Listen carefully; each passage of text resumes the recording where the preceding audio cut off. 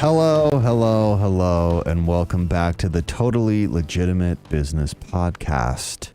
I'm your host, James, here with your other host, Clint, and we're here with a very special guest today, our buddy, Danny Bellini. How you doing, bub? Welcome to the show. Hey, thank you for having me. I am doing very well.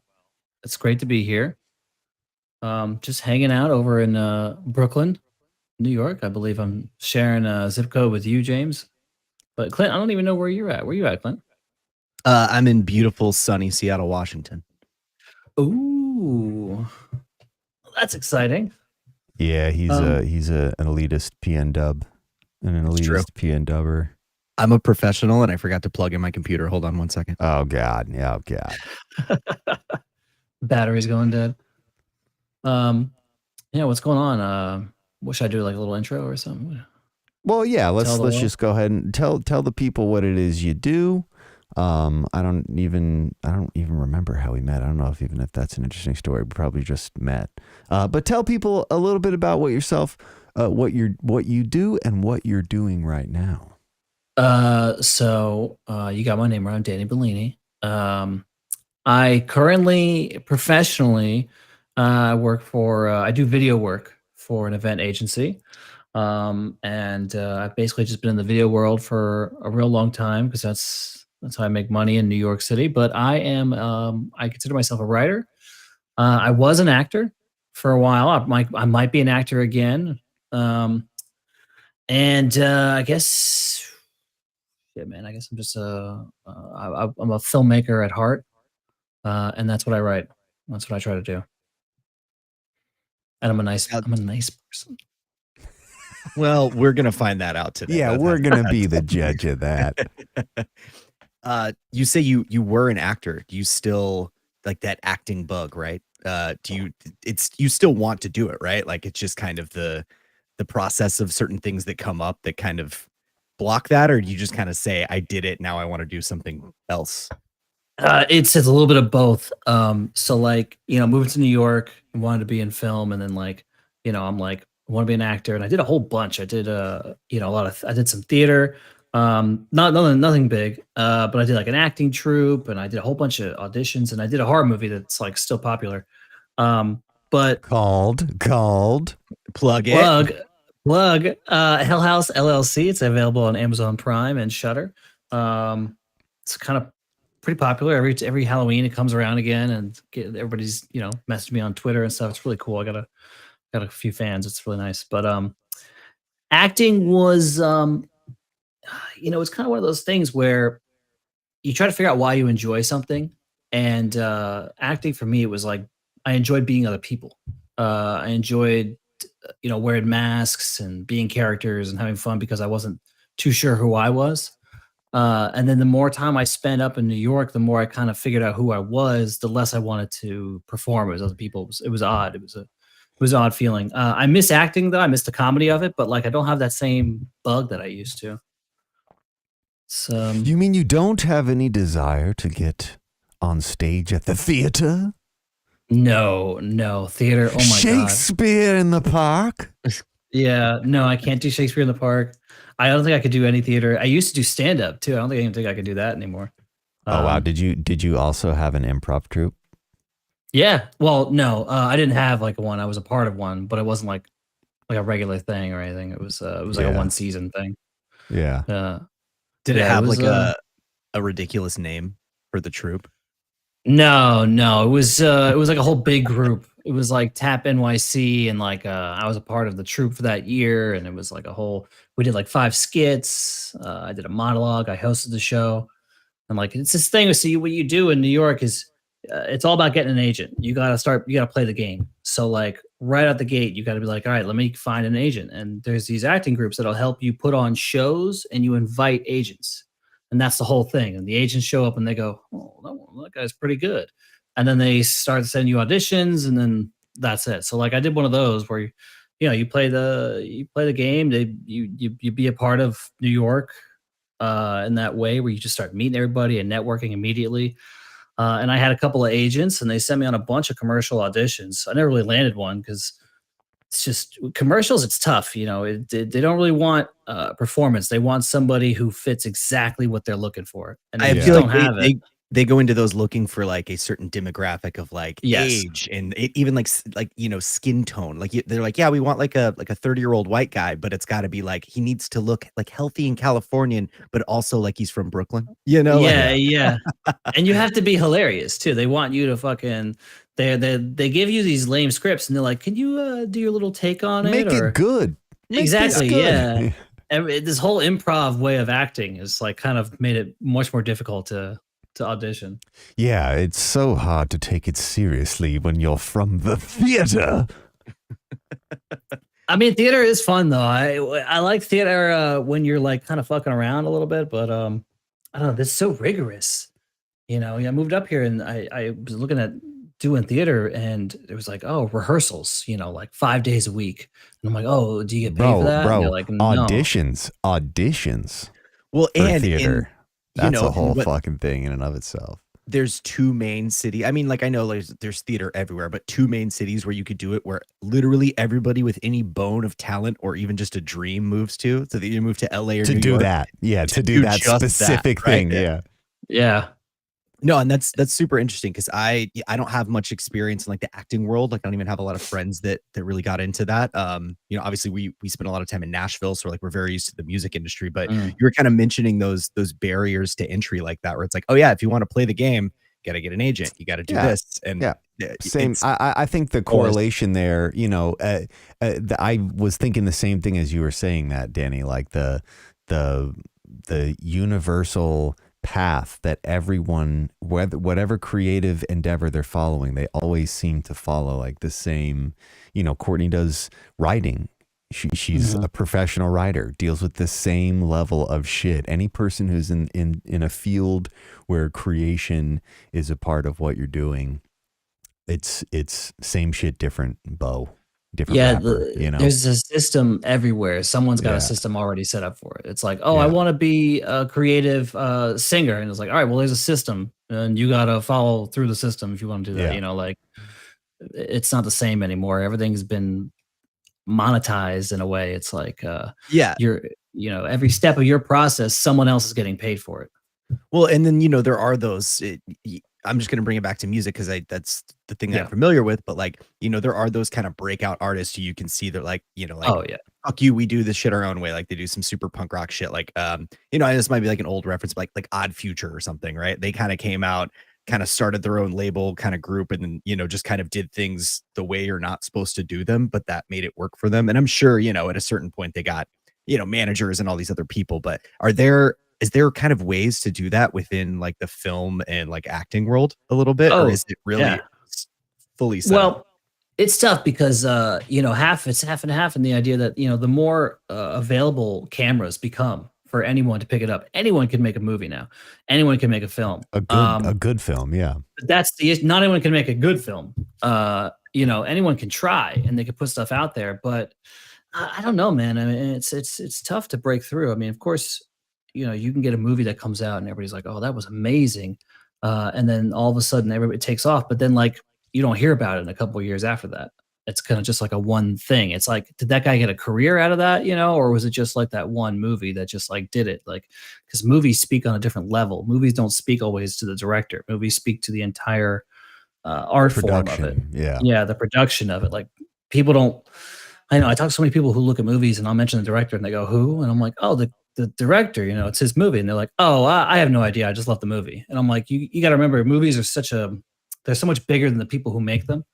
So like, you can break through if you're an actor, you got to write yourself your own part and just do it. And if people respond to it, they respond to it. But I don't know, man. I'm still trying to break through. I'm still trying to make things. My buddy and I are trying to make a movie, hopefully at the end of next year.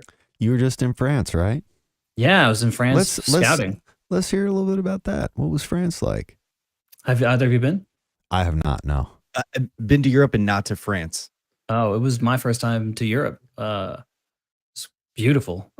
Everything's a work of art. The entire city is like, you could just see someone had an eye behind it. Someone was like looking at this with an artist's eye. And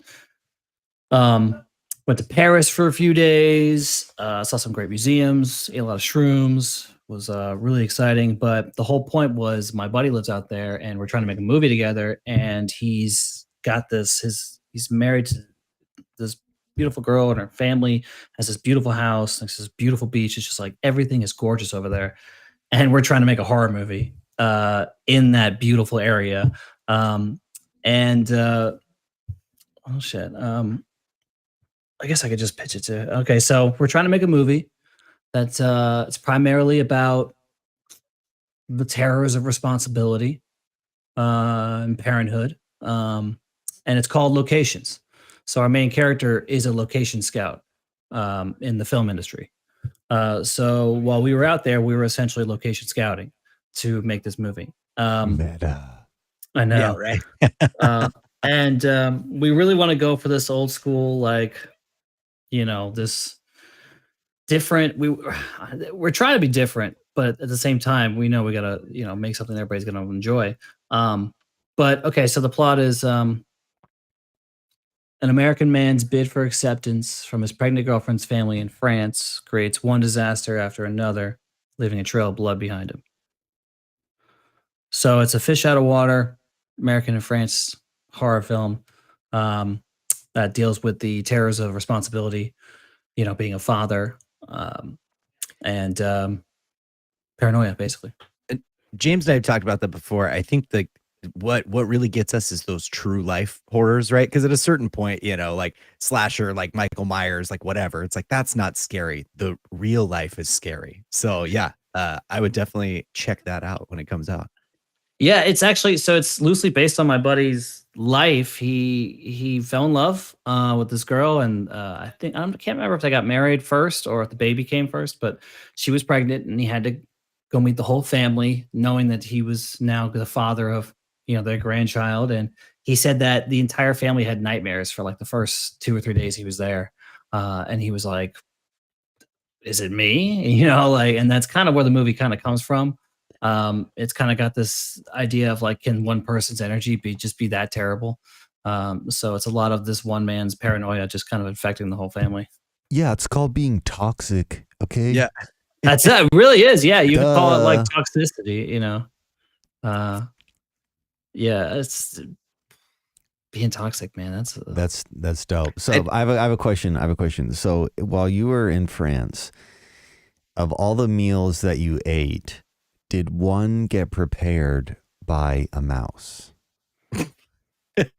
Maybe a rat. No. I actually didn't see. I didn't see any rats, actually. It's because they were all in the kitchen. Ha! See, that's how they got you.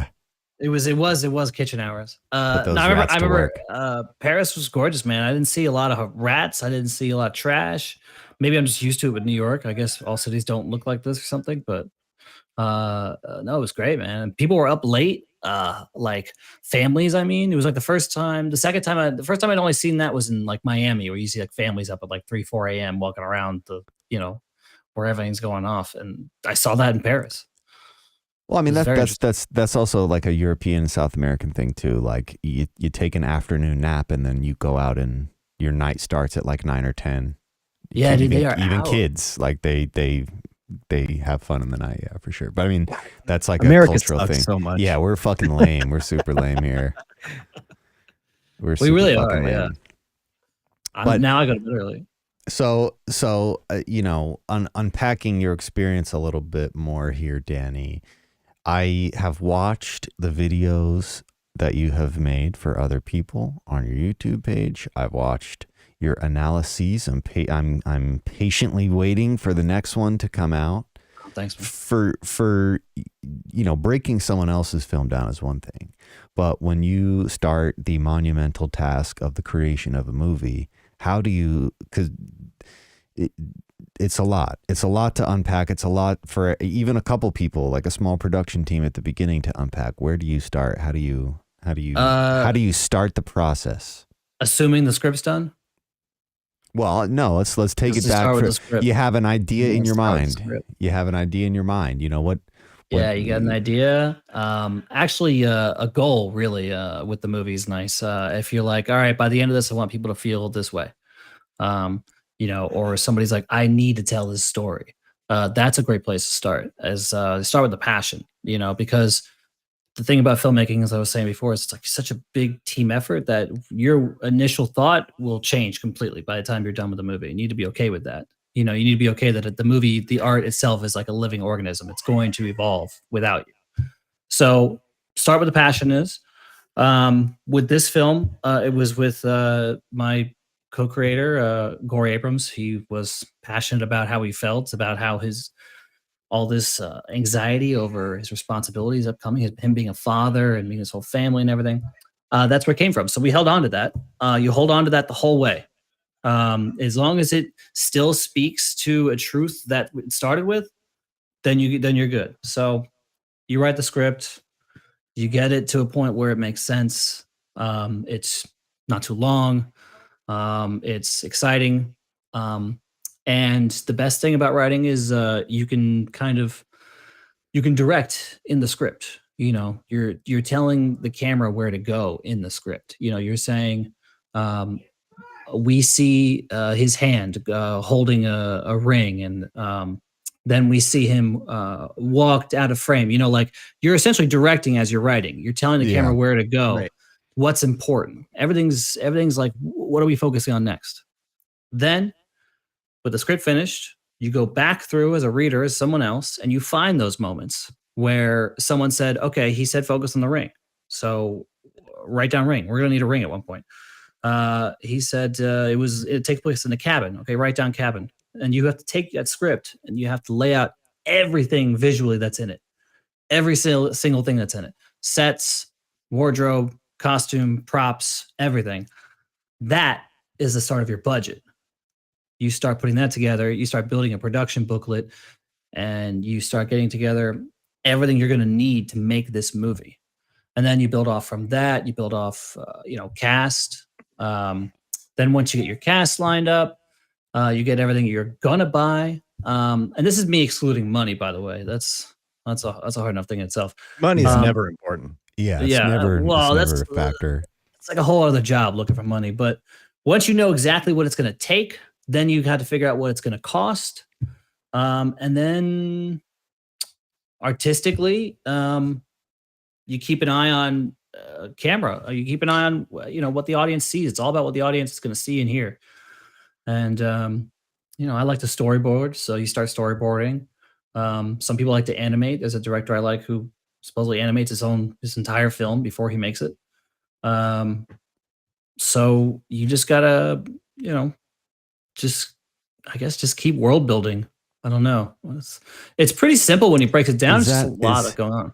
Is that like a film thing? You got to keep world building. Yeah, I heard it leave my mouth, and I was like, "Oh my god!" That's like we're gonna have Marvel thing. we're turning this into a master class after this. We're gonna start charging people for it. Like, here's how you make a film, ladies and gentlemen. It's called world building. Yeah. I don't know if you've heard about it or not. It is though, because No, for sure. Sure. The same correlation to putting together an album. I mean, it's different. It's a little bit different in the sense that an album, you don't necessarily need to tell a story. I have a problem where I want to tell a story, so I like try and string the things together. But there's a little more flexibility in the sense that continuity isn't necessarily a concern. Right. You know what I mean? Like with an album, even an album that wasn't written sonically together to be like an album, you can string it together and make it appear like it's a movie. You know what I mean? That's true. You're not as stuck to the details as you are with film. Yeah, I mean, and we can get into the intricacies of honestly creating any kind of whatever film, anything, album, it's production like that. But it all translates. What I think is crazy is like, so think about how many people consume that media, right? And people don't understand that process. Because I watch movies all the time, right? But I'm not by no means a buff, but like I don't think about all those things that you just mentioned. And it's so easy just to be like, oh, yeah, I didn't like that movie, whatever. But like not thinking about the 50 people who had to do this and all of that back work that goes into it. So like in your head, you're just like, oh yeah, they're just on a beach and they're just filming this girl and she's, here's her conundrum or whatever. Yeah.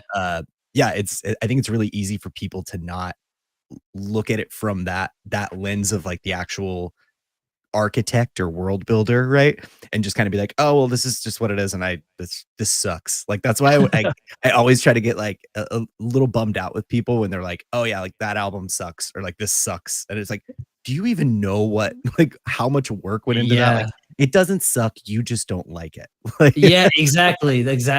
And that's, people get on me because they always ask me like, how was the movie? And I'll be like, well, and I'll say these things. And I'm like, that's a little slow here, but it was funny and blah, blah. And I liked it. And they're like, you like everything. And I'm like, well, yeah, I mean, because I understand what went into it. I appreciate the effort. Yeah. Yeah. There's only a few movies where I'm just like, if I just completely just didn't enjoy myself, then I'm like, okay, bad movie review.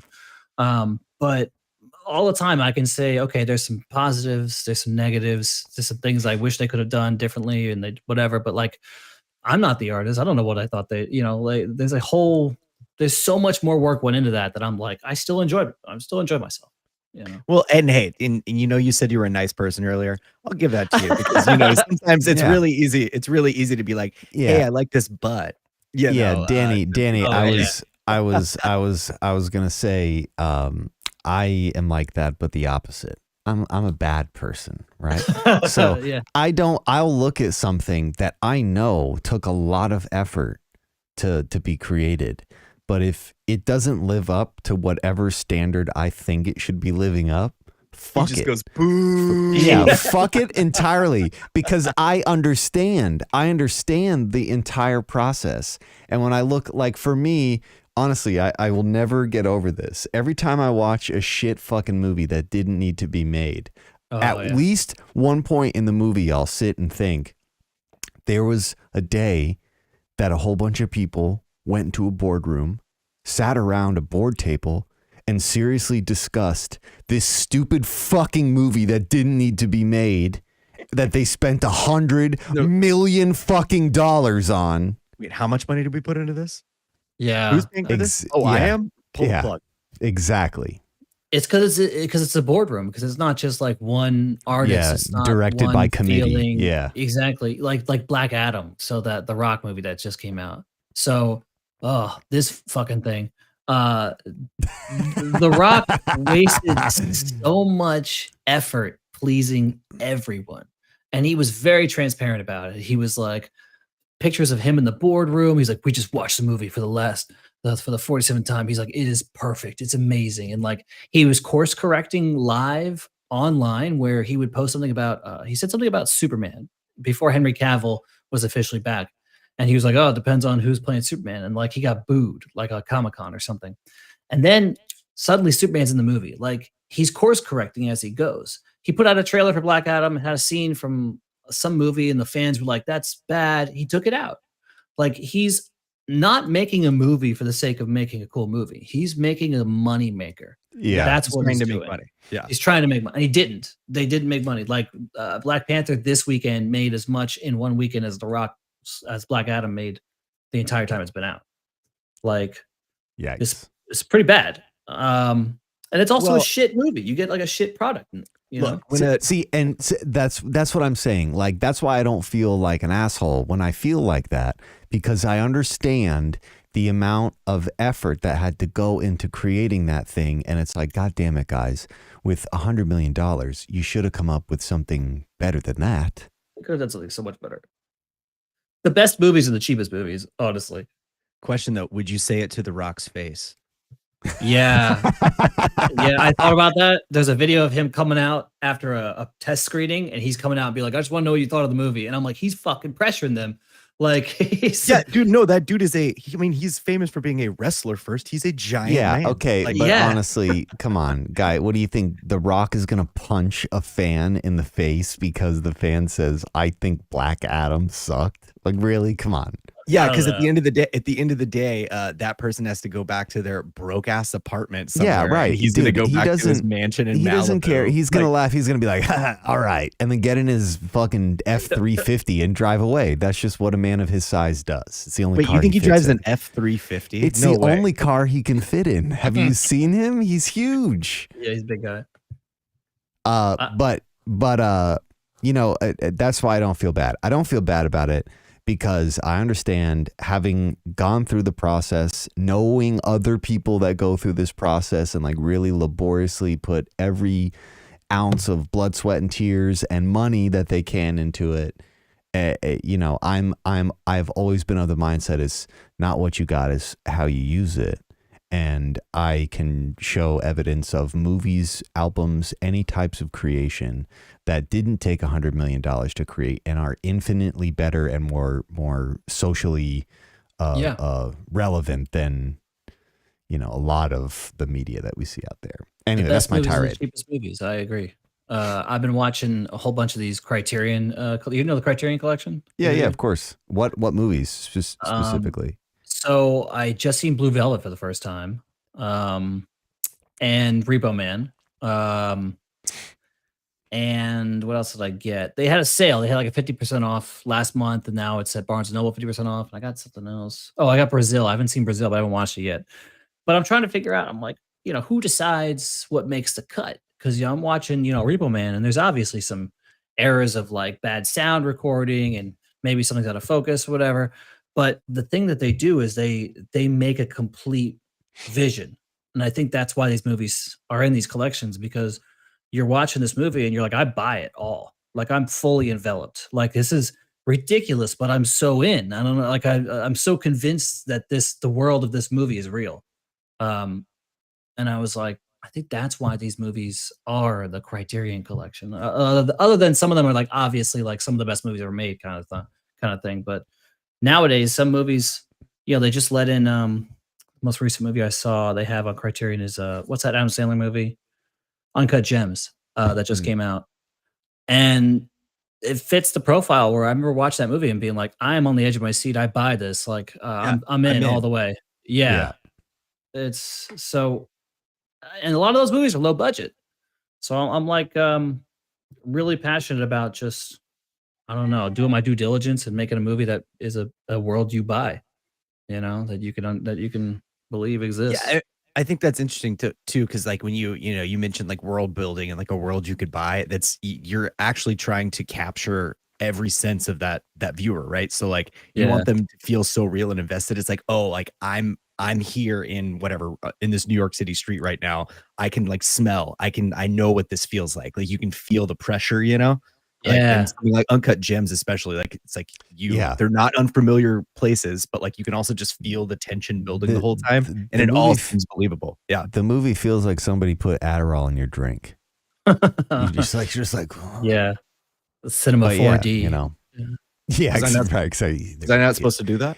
Yeah, definitely. Yeah, we put mushrooms in there too. So just drink up, Buttercup. Yeah, there you go.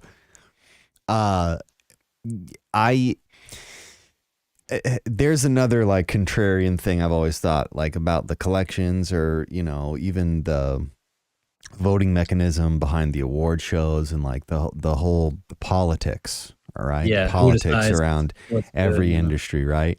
And I can't help but think like, guys, you realize how much easier it was to make an epic movie in 1920? There are no fucking movies. No one had ever made movies before. So anything you did could be the first time. Like when Marlon Brando wore a fucking t-shirt and blue jeans, people lost their fucking mind. It was like Christ had come down, had emerged again.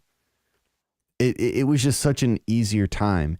And I always think it's funny that we use a lot of those same standards against the shit of today, but it's so much harder against the shit of today because it's all been done. Like, I can't tell you how many award shows I've watched, or even just years of movies getting released where people just pick certain movies because they fit a formula that in the past was an the first movie that was like this was good. So any movie that's following the same trajectory, well, that's got to be good too, because it's using that as the source material. That's always just kind of pissed me off. I've always definitely been more of the mindset, like I want the movie, any art really, but especially movies, I want it to make me feel something that no other movie has made me felt. You know, I wanted to impact emotional pressure on me that other movies. That's a hard standard, man. I mean, It is the emotional spectrum. but again, like I admittedly, large, but not that large. my bar is very, very high. But here's the thing: is it doesn't need to be the same thing. Like I want the same intensity and belief about the comedy from a comedy movie as I want the drama from a drama movie, or the action from an action movie. You see what I'm saying? Like if you're gonna do this, commit, go full in, do not cater to the tropes, and do something like take this thing and make it your own. And it's whether that's movies, digital photography, music. I've always kind of been like that. But again, my bar is very high. I'm gauging everything with that same unnecessarily overcritical mindset because I do it. What would you? I mean, the way I'm seeing it is like the emotions you're trying to reach are not always that complex versus how you got there. You know, you can get the same feeling from one movie as another movie, but one movie took you there a completely different way than the first movie. Sure. Yeah. It's kind of like I'm trying to think of examples and I can't. Well, but even in that scenario, what you're talking about is they took the same formula, but they did it differently, right? They took this same idea, because I feel like so much of the shit that we see is decided on in a boardroom. And it's decidedly, it's formulaic. It's all derivative. Is literally formulaic. They have the fucking timeline for what should happen in the movie when. Like there was a bunch of shit too, as the Marvel movies were being crammed down our fucking throats. They were like comparing the openings of X amount of Marvel movies. What is that? They're all reading the same books. It's like how to write, story and shit. It's formulaic. It really, that in the same way that Clint and I witnessed the formulaic nature of the music business, the film, TV's same fucking thing for sure. The same fucking thing. So but it's again, like those are people, they're not in there trying to, they're the Rock. They're trying to make money. They're trying to make a song that is for sure gonna fucking spin on the radio, get sync deals. They're making money. They're trying to make money.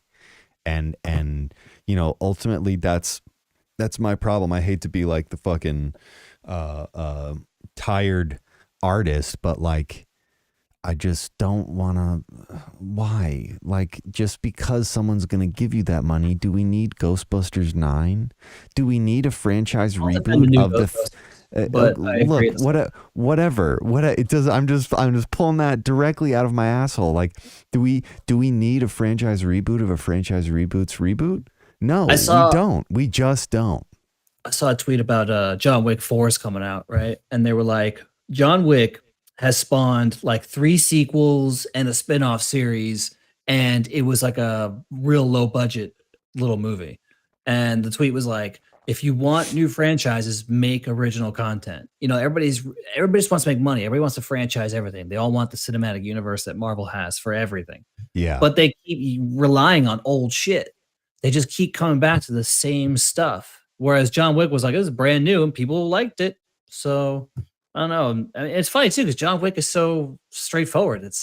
But dude, what's so hilarious about that one is when you're like swimming in a pool of shit, when you come across like anything that isn't shit, you're like, all right, okay, thank you, finally, no more shit. No more shit. What's the best movies you guys have seen recently? That are like. I'm a classless bore, to be honest. Like you're talking about the Criterion Collection and all these things, and it's like I was like, yeah, I'm just gonna watch all these horror movies. You might know The Rock from being an actor. I enjoy wrestling, so that just tells you where I'm at in my life. Yeah, I honestly watched a bunch of horror movies this year. I was thinking about that the other day. Same. I think I saw a really good one. I'm not sure. I'm Was sure it it's based off Barbarian? Yeah, something. I was gonna Barbarian was say fucking dope. Barbarian. Yeah, that's And then great. what was that? What was that other one? Nightmare Alley. I thought was really good.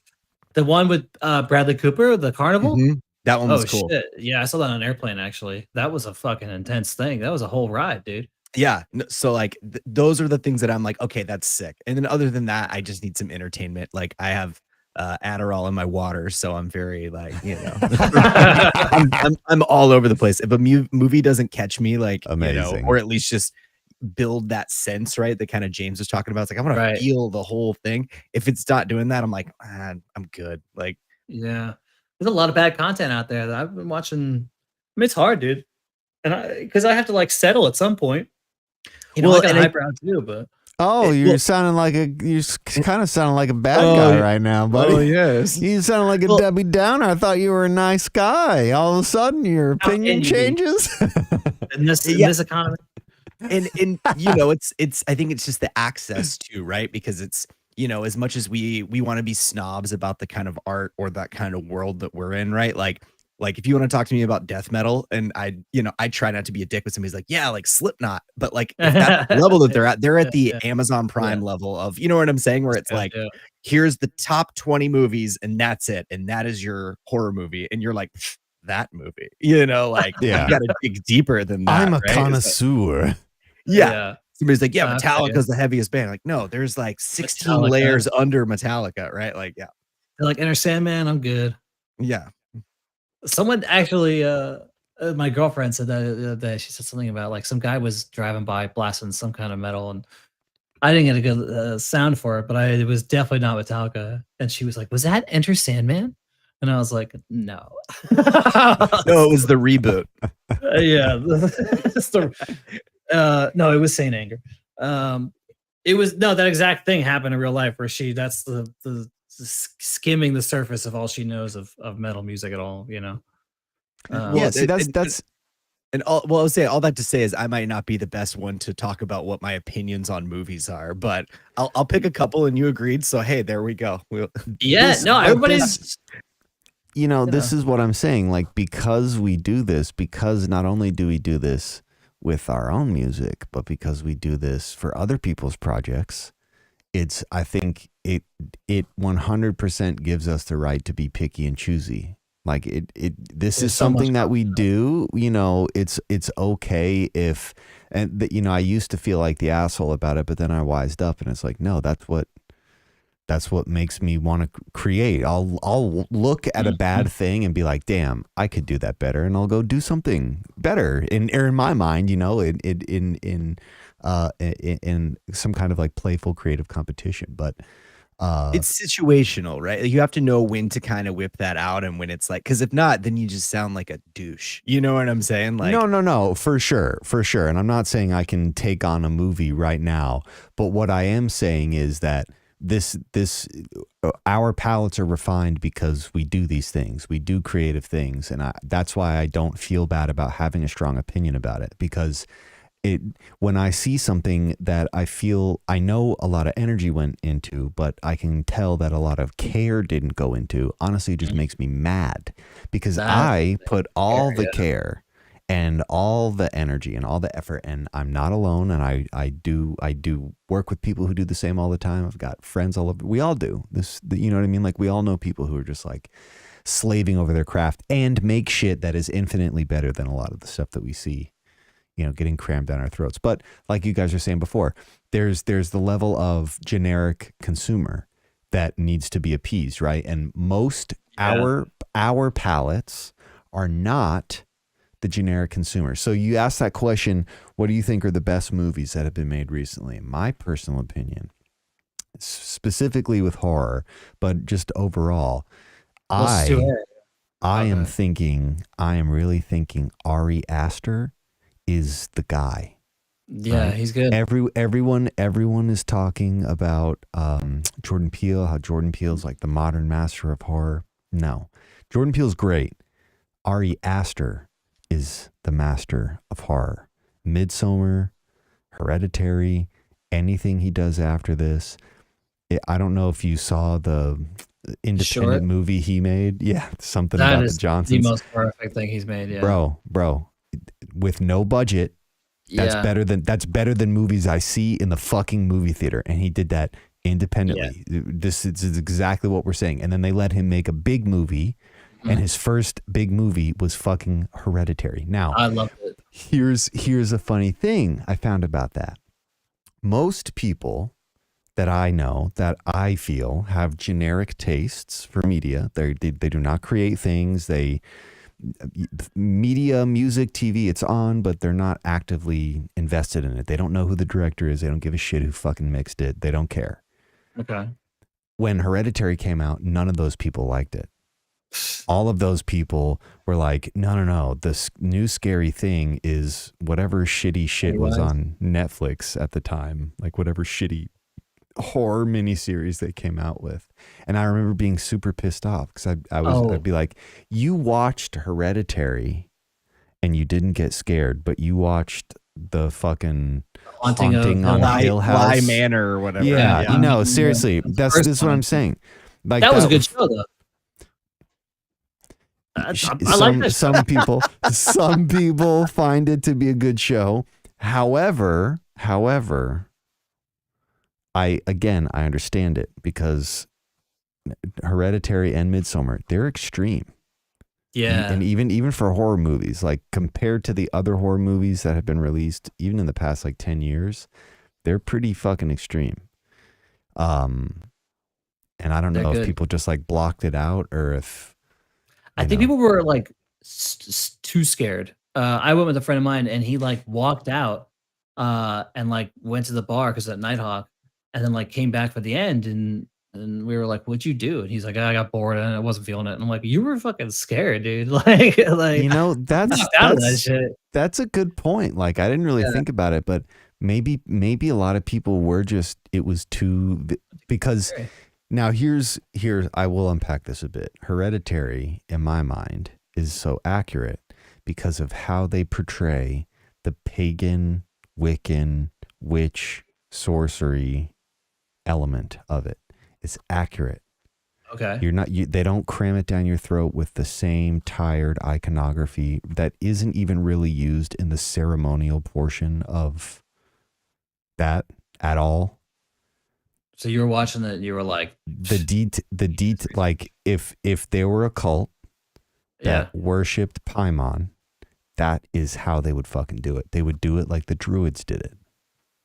That's a level of detail and accuracy that is absent in any other modern movie's interpretation of evil or witchcraft involved in I think maybe The Witch does another good The Witch was good representation of that, where it's like not the overt occultism bullshit. It's more like this ethereal thing. You see them doing spells, but they're not, double trouble boiling, whatever the fuck that phrase is. You can tell when a horror movie is going to go over the edge and do that audience thing.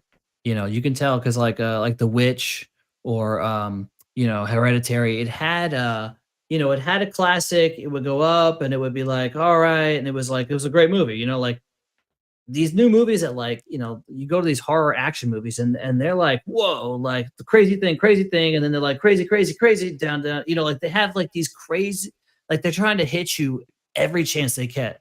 Scare, jump scare, death, blood.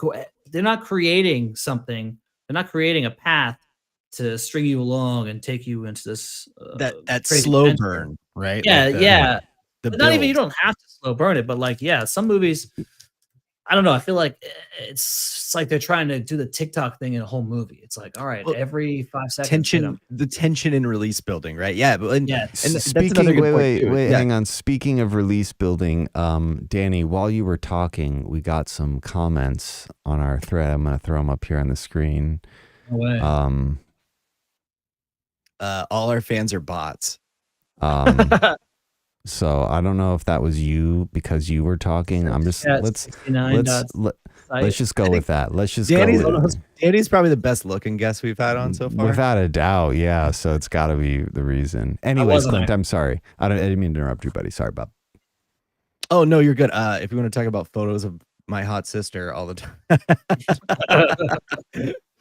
Oh shoot, where were we getting at? I lost my train of thought. No, I ruined it. You ruined it. I ruined it. But take the hit. you know, that's well, I think it was kind of along the lines of like the tension and release, and that kind of thing, right? Where if like the TikTok thing, for example, which is just it's fucked with people's brains so much to where like they need 15 seconds of serotonin or a quick thing, and that art is slowly going to get lost and buried, because it's the same way in music now too. Like if you listen to like pop hits, they're like, okay, we need 4 hooks right now immediately, and that's just it, and that's what the general people are just going to gravitate towards. But now I do hear your point, and you do have a point in the sense that is going to be a thing for a while. But with like the cyclical nature of all media and culture really at large, do you guys think this is something that like we cycle back to more long form shit, or people being okay with 2.5 hour movies? So you think it just continually gets shorter until we're watching like 5-second videos, and that's just it? I think it'll spin out.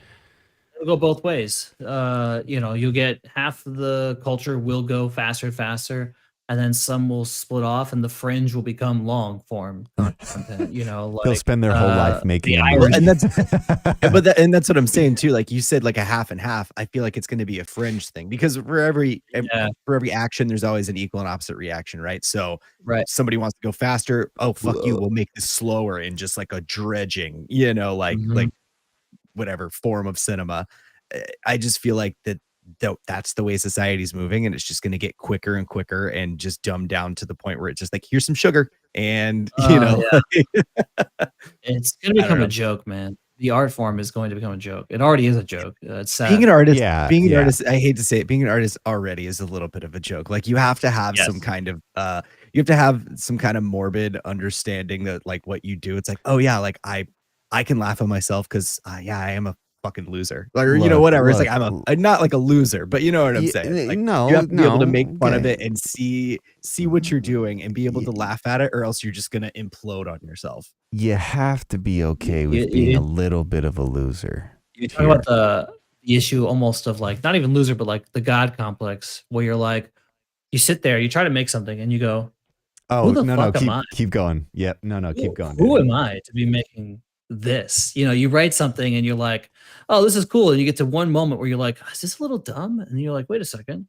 who's gonna read this, who's gonna listen to this, or who's gonna watch this? And you're like, who am I to be making this shit? Like, get the fuck out of here. Like I should go work or something. I feel like everyone like I'm gonna go get a real job. And exactly, I'm gonna go to the factory. And it's a tough it feels like a God complex in that the idea of like being able to create, because that's the almighty creator is, so like just the idea of creating in general, it feels like you're tapping on the sinful world of pride, and like it's Frankenstein. That's why people are eventually all drawn together, right? Because we're all basically just trying to do like creative, like mental alchemy, right? Like we're all just like, I have this idea and I'm going to turn it into a real existing thing. And once you're able to do that and you can start harnessing that, it truly just kind of takes over your brain, right? To where like, that's better than the drugs or, drinking or any sex or whatever. That's like, that becomes your motivating factor for life to keep moving forward, right? Chasing the dragon. I want to hit on a couple of things that both of you guys have said. This is the creative process, the cycle of the creative process. It's like a joke. It's not that there's actually like 5 steps to the creative process, but creators over the course of human history creating have come up with this, and this is like a hilariously accurate representation of what you were just talking about, Danny. Like, oh, I've got this great idea, I'm gonna do it, and you sit down, you start making the details, and you're like, oh, this is a lot, but whatever, fuck it, we can do it. And then there he gets to the point where you're like 50% in, you're like, this fucking sucks. This whole thing that I'm doing, why the fuck am I even doing this? This is dumb. I'm stupid. I'm a loser. I'm going to quit. I'm going to go work at the factory. I'm also garbage. But this is like the thing that, I always like find myself giving people the pep talks that I need, right? When I'm in those creative slumps. And what I've kind of come to the conclusion of is this is something I have to do. Okay. Yeah. Doesn't matter if I'm making money on it. It doesn't matter if I'm making a living on it. I have to do it. If I were to sell everything that I have that it allows me to be creative in 1 year, I would have already figured out another way to be creative. You know what I mean? Like, it's just a compulsion. I have to do it. And that's what I guess I tell that to people people who don't create shit, when they are asking or creative about or asking about the process, or questioning me, why would I put up with all the bullshit that I put up with doing this shit? And it's like, I have to do this. Yeah, I don't know. A lot of people I don't think understand that, because it's like I always take it back to.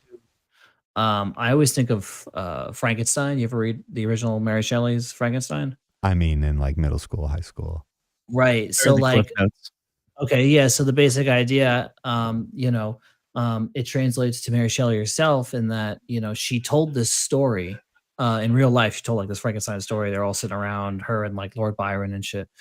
And it was such a good story. And she just like told it. And everybody was like, well, I'm going to look at you differently now. You're different now. I don't see you the same anymore. That you could come up with that you could do, that you could think those terrible things. And then like, the story itself became this metaphor for the creative process, because the doctor had to do it. The doctor was like, I have to make this man because no one else is doing it. And everybody was like, shame on you for doing the dark arts. And then he made it, and then it came back and killed everybody. Like, it doesn't matter. Like, it's just this weird, like, I have to create something, and then it may come back and bite me, like, it's a weird thing to get past, in the idea that like, okay, am I making money? Am I doing this? And it was like, it doesn't matter. I have to do this. And then that shit will come back and bite you just monetarily, Yeah. But it's worth it.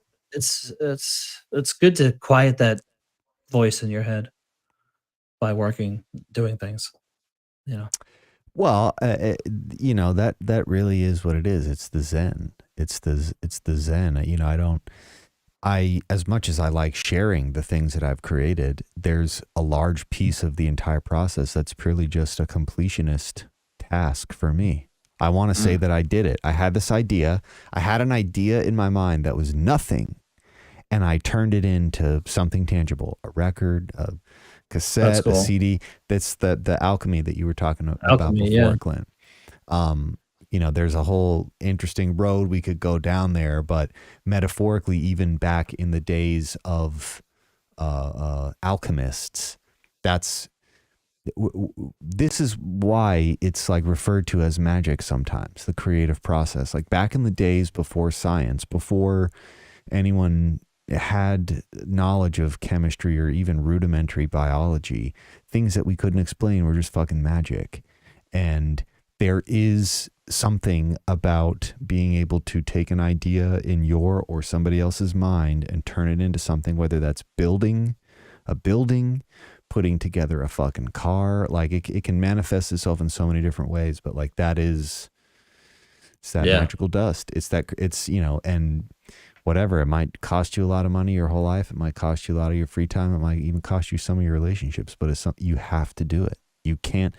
Ultimately, at the end of the night, when I lay down in my bed, I want to say I did everything I could. Did everything I could to get my peace of mind out there in a way that I thought represented what it was supposed to be, whatever it was, It was sad, but I thought what you're saying that is the magic is dying in a way, because the idea that everybody's out there doing it now, like me, for example, I want to make movies, but there are more movies now than there have ever been. Like there's more everything. Movies. If you have $500, you can buy like little recording setup and a microphone and a Oh my shitty God, guitar yeah. and you can just make it and put it on the internet now, right? And it's like the same thing with movies or any Yep. other kind of like art form like that, especially if it can be released digitally. It's more accessible than it's ever been, right? And there's less barriers to entry as far as just the act of creating it, but as far as actually, leveling up and doing it big. You Mhm. mentioned some of those things before of like, finding an agent, finding funding, yada yada, but like you can just make something on a, iMovie and put it up on the internet now and just say it's a movie, Yeah. Might And then not be people watch good. It might not be good, But it's out there. but it's out there. I mean, it's honestly, But it's weird. Danny, do you really think that kills it, or do you think that frees it? Like, do you think that it does it get more people to think about that process when they're looking would say at the other opposite. pieces of work? I would say people don't think more about the process. I think people think less about the process because they think it's even easier now because it is. But I think that kind of kills the magic. I think movies need to be magic. That's why CGI is so popular because people need to be dazzled even more so than ever. But if you make movie making seem easy, like 20 Days Later comes out and they go, that was just Danny Boyle with a Handycam. It was like the first digital movie like that to go big and everything. And people think less of movie making. They're like, oh, well, anybody can do it. Especially, I don't know. Being in New York, it's different because you've got people making movies every corner. You got a real budget. You've got a studio budget. You got an independent budget. You see it everywhere, and you're like, everybody's got a chance, which is great. But when it comes to actually selling it, the audience's opinions of it are different than it used to be. People don't go to the movies; they stay at home. They don't want to go be dazzled. They want someone to be like, "Yeah, impress me." Entertain me, yeah. Yeah, entertain me. I'm not going for me to see if I like your vision. I'm going for you to produce for me. It's a whole nother level of Right, art. active and passive viewing, right? Like, and Yeah. I get what you're saying. I think what I was trying to get at too is like since those tools are more available to people, and obviously they'll, not everybody's gonna dive deep into it, but like let's say you try to make a movie, and then you realize how much shit actually goes into it and how much you have to learn. That Yeah. might impact your Yeah, like your of course, stance yeah. on other people's art or like, with like music or woodworking or anything like that. Once you try it out for yourself, then you're like, oh shit, that goes a lot into it. Okay, like that's not what I like, but like I appreciate the I work respect that goes it. into that for that Yeah. person, right? Like, Well, that's where I'm at. Yeah, I respect all of it. I see it all. I'm just like, okay, shit. And I'm like, I would have done this differently, but I liked it. and But on this podcast, we want to encourage people to keep making art, but also like, don't make enough of it to inconvenience any of us for our projects, please. Just, like And this. don't let any of it be any fucking AI, or Clint's gonna be really pissed off dude, about it. I thought you were about to start getting into AI movies for a second. And I was going to be like, Bro, Clint, yeah, of course it's gonna, bro. Of course they're it's gonna already happen. happening. They're boardroom. Clint. We had, was it the last one, the last podcast? I think so, maybe. Yeah. We had a moment where Clint, we started talking about AI art, and Clint almost fucking had a conniption. Yeah. But he has a good point. I'm for chaos, so I'm not against it at all. But Clint has a good point. Like AI, like dehumanizes the entire process. Granted, somebody had to write that code and had to feed the AI input to like learn or develop a library for which to generate things off of. But it like completely removes the human element. Yeah, it doesn't make any sense. I mean, of course, we would go that way as humans, but like, it takes everything out of it. I mean, art is struggling as it is. It's hard for people to just look at a piece of art and be like, "Oh, let me think about who the artist was and what they're trying to say." It's again, they can't even do that because some asshole runs up and throws tomato soup on it and then super glues their head to the frame. Oh yeah, well, yeah. I mean, they're just. I don't know what they're doing. The extremists, man, they're long form extremists. I'm kind of for it, though. I mean, for chaos, I'm kind of for it. I like. Well, but see my whole argument was, yes, there will be people that are doing this, but ultimately the AI is still going to need something to steer it. No one is going to watch a 2-hour movie that an AI assembled itself, right? They're not going to do that. I'm calling it. I'm calling it. Within like 6 years, there's going to be a movie that's made with like 3 people on the entire credits, and it's just all going to be AI and 3 people just steering that shit. And everyone's going to watch it because it's going to be like when Avatar came out. They're going to be like, "Oh, look at this!" But like, it won't hold up. Will they watch the whole thing? Will they watch 2.5 hours of a computer? No, because it's going to be shorter because everything's going to get shorter. Wow. Yeah, that's a good point. That's a really good point. Look, I'm world building over here. Whoa, dude. Meta, man. Short movies made by robots for humans. But I just honestly, dude, it's like people are always going to want the human element. Like there's no scenario in my mind where all of our media is solely generated by artificial intelligence. Humans are going to have to be driving the ship at some point. There's going to have to be somebody making a fucking human decision at some point. And ultimately what I see the AI ship becoming super useful for is for people who do very intense visual editing in either videos or still images or visual effects. It will become very easy to create very detailed landscapes with a single brushstroke. It will become very easy or difficult to restore older footage or video. That's already becoming like a really important use for AI. It's going to be a useful tool. It's not going to like humans won't care about it. They just won't. They'll watch it. They won't care that it is AI. I mean, look at Black Adam. That's an AI movie. Everybody followed algorithms. Everybody followed old comic books, old stories. There was not an original thought in that entire room. It was someone saying, "Hey, I've got these projections from audiences. Hey, I've got these surveys. Hey, I've got these algorithms." And there was not a one original thought in that fucking room. That's why the movie was how much crap. Money is that movie making? $300 million. This is precisely my point. So there is a dystopian future where AI art exists in the art field. I agree with you. That is happening. It's already happening, and it's going to be a part of the future. AI generated art is going to be the thing. But as this shit evolves, what you're going to see is even the AI artists, they had to write that fucking code. Right? They had to do that. They had to create it. They had to feed it stimulus for it to assemble images. And what artists are going to do is they're going to art.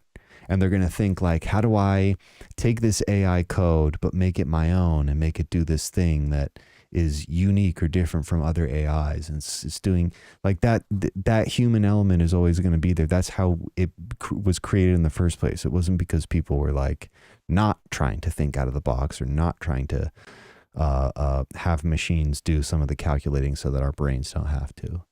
But you know, it's just honestly, its novelty is going to wear off and it's going to become a tool. And I would venture to say that we're already using a lot of AI tools that benefit us greatly. And in my perspective, in the art field, AI is just there's going to be a couple things that it does really well, and it's going to make somebody have to do a lot less clicking with their mouse. That's like the big thing that it will add is the reduction of some redundant or time-consuming task in Photoshop or Illustrator or After Effects or Premiere. I don't think it's going to take over the art. I don't think it's going to be making things that are better, and no one's going to want to watch any human art. And human art's going to have to be done in like seedy back alleys, even more so than it already is. Are you here for the human show? Yeah, exactly. You're gonna have to pay for it exclusively with Bitcoin. It's going to be fucked, dude. Actually, what it might lead to is paying a high price to see someone perform art live. You know, like to see someone paint. That's a novel concept. That's a very strange and novel concept. You have or sing a song, or have a play a song that they wrote. Yeah, but the way it's happening on a small scale, it's bad. Is you've got like I saw an article. It was a newspaper that paid or just got an AI to do the art for their article, and that's an artist that's not getting paid. So like it's just like it's a service now. It took our jobs. Yeah. This goddamn AI took our jobs. Yeah, South Park. I don't have any goddamn jobs anymore because the AI came in, took my job. I don't know what I was saying though. Yeah, that's a good place to end it. Anyways, all right, guys. Well, Danny, we want to thank you so much for joining us and having this This is rather it. engaged and enlightened conversation about the creative process. Yeah, this was fun. I think we uncovered a lot of scams, but I don't know if we necessarily pointed out any of them. There's a lot of scams here. So. Was it the goal? Or was that just It's not necessarily the goal. It's kind of like a goal post we set for ourselves, but Just choosing the scam that works for you. Okay. Yeah. And, I think we've uncovered with this movie making is also a scam. Movie making is a scam. Yeah. Award ceremonies are scams because you submit to them. They don't find you. You have to pay. It's a whole pay to play kind of thing. Awards are scams. Well, Yeah. I'm gonna give you award as best guest so far. Thank you for your insight. I appreciate you. Thank you. Don't tell Thank any other you. guests though. Don't tell any other guests because they'll get really upset about it. All right. Thank you, everybody. All right. We'll see you next week. See you guys.